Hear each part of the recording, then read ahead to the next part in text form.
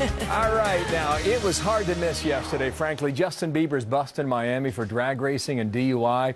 We saw the obligatory celebrity mugshot, chopper aerials of the Biebs getting out of his, into his ride from jail. And after posting bail, the young pop star channeling his inner Michael Jackson there, jumping on top of an SUV, waving to fans in the area. He's facing, though, some serious charges now for anybody, not just him.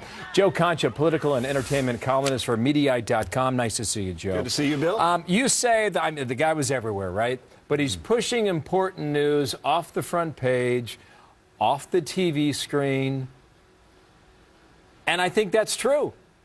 Absolutely. And Justin Bieber is a guy, he is this mammoth international superstar.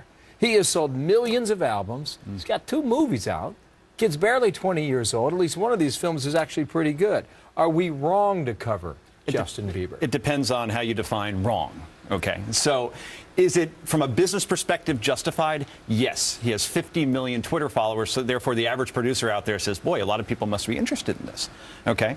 Is it responsible journalism? Of course not. So it depends on how you're defining wrong. If it's, okay, we want to have great ratings so we get better advertising, higher rates, great.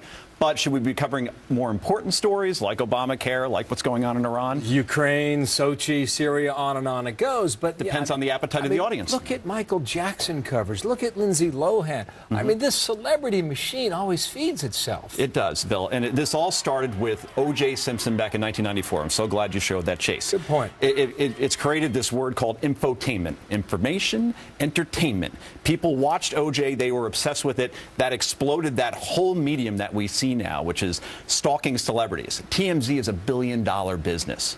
Okay, and they're following these guys around everywhere.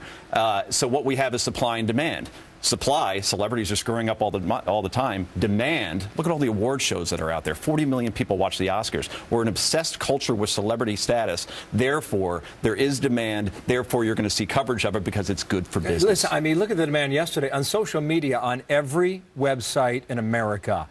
What was trending?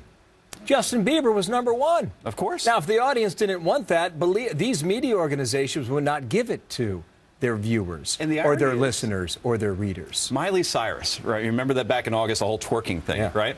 We were on the eve of going to war with Syria, which is a pretty big deal, right? Coverage of Miley Cyrus twerking outweighed Syria 12-1.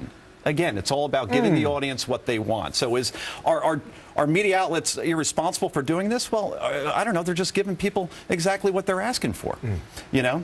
So, but what I don't get is why guys like Bieber are still driving. You know, when you could call a cab, call a limo, call a chopper for all you care. You have an entourage, hire a kid $100 grand just to drive you around everywhere. The NFL has a policy, or not a policy, a service, that says if you've been drinking, you know what? You could call a phone number, it's anonymous, and we'll get you home because they don't want to deal with the PR strike. I think that's a great idea, and that's a terrific point you make. But the NFL is a big business, right? And it wants to protect its name and its reputation. Who's protecting Bieber's reputation if it's not him? It's got to be his parents. Oh, absolutely. It's got to be good friends, and apparently he doesn't have good enough friends around him to keep him out of trouble. Because Billy has a God complex, all right? And that God complex is fed by fans, but it's also fed by corporations like Adidas, who, after Justin Bieber is driving drunk, driving stoned, drag racing, and driving with an expired license, they said, you know what? We're a major sponsor here, Justin, and we see what you did yesterday or 2 days ago, and we think it's okay. Our relationship is going to continue. I think we can agree that whether it's Justin Bieber again, let's hope not. I mean, this kid needs help,